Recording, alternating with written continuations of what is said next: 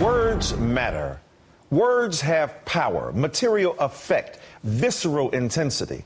And when you use a word that has an extensive and deeply painful history, you shouldn't be surprised when people get upset. Earlier this month, actress Gwyneth Paltrow was in Paris, attending a concert given by pal Jay-Z and Kanye West. Referencing perhaps the most popular song off the album, Watch the Throne, Paltrow tweeted, "N-words in Paris for real." Perhaps more troubling than her casual use of the word is the photo she attached to the tweet. It shows Paltrow on stage at the concert with 3 black males. Needless to say, the tweet caused a public uproar, forcing Paltrow to defend herself, but not, we should note, apologize. Paltrow issued yet another tweet suggesting her use of the N-word was justified because Jay-Z and Kanye use it. Hold up, it's the title of the song. Paltrow missed the point. Rapper Q-Tip offered this reaction.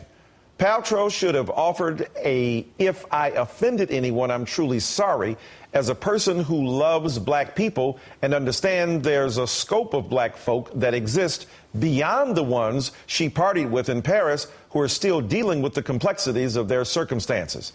Meanwhile, rapper Nas believes we should give Miss Paltrow a pass. I will slap the out of somebody for Gwyneth Paltrow. She's the homie. She's cool. If Gwyneth gets a pass, yo, real people get a pass, man. We know what this is. Gwyneth Paltrow's a real. My fellow Americans, what you're seeing here are the internal debates that occur quite frequently within African American culture. On the one hand is the acknowledgement that this is the most heinous word in the history of American vocabularies, of character, and of assessment of another people, African American people, that is. And on the other hand, the argument that this has been used as a term of endearment for black people to take the venom outside of the viper of the N-word and drain it once and for all. So now that rappers put it on a $15 CD and it gets circulated around the globe, is it the same as Richard Pryor or Red Fox previously using it within the confines of their own culture? It's the big questions. Joining me now is Russell Simmons, founder of the news media site Global Grind. He's blogged about this controversy. Russell Simmons, welcome to the show. Thank you. Look, you've talked about the painful origins of the word, but you argue, quote, "We were able to take a vicious racist term and make it a term of endearment.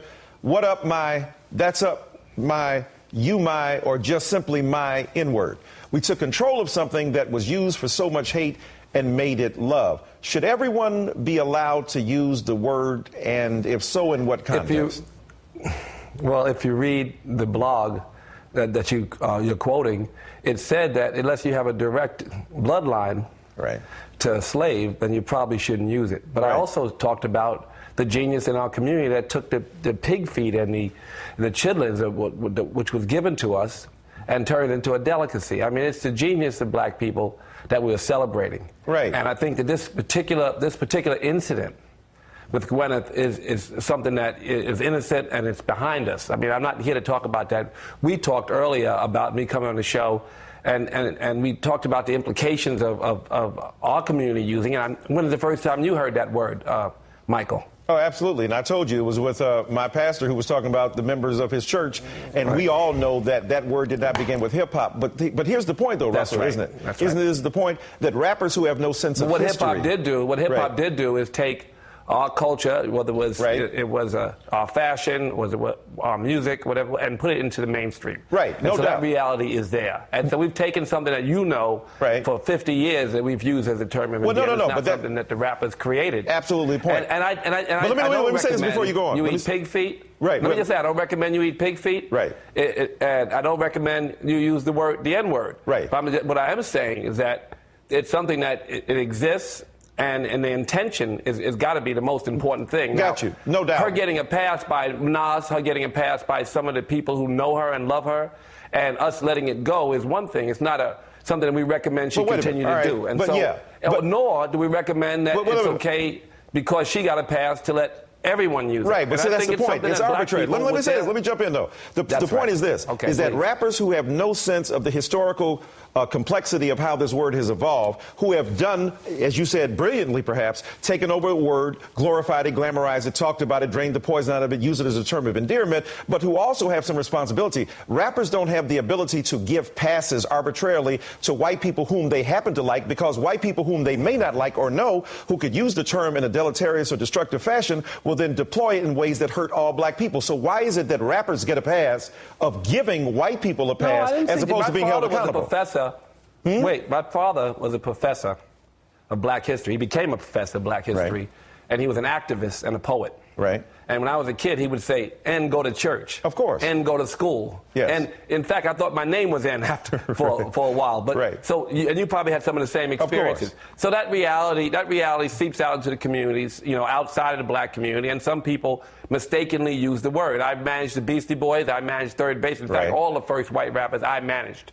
Eminem is elected not to use it, and I don't recommend anyone who doesn't have a direct bloodline to a slave use it. Don't the coolest white people know that they shouldn't use that term? Don't real cool white people? Mostly they do. That's right. So what do you make about the rappers themselves? The fact is, well, I think they're great poets, and in some cases, it depends on the subject matter. They all change, and it depends on the music. All rappers are different. Well, you know, I support you mean about them using the word? Yeah, I'm talking about in terms of them having an awareness or not an awareness, a sense of history about that word. Some do. Some do. Of course, some do. I think Nas has an awareness of that word. It's history.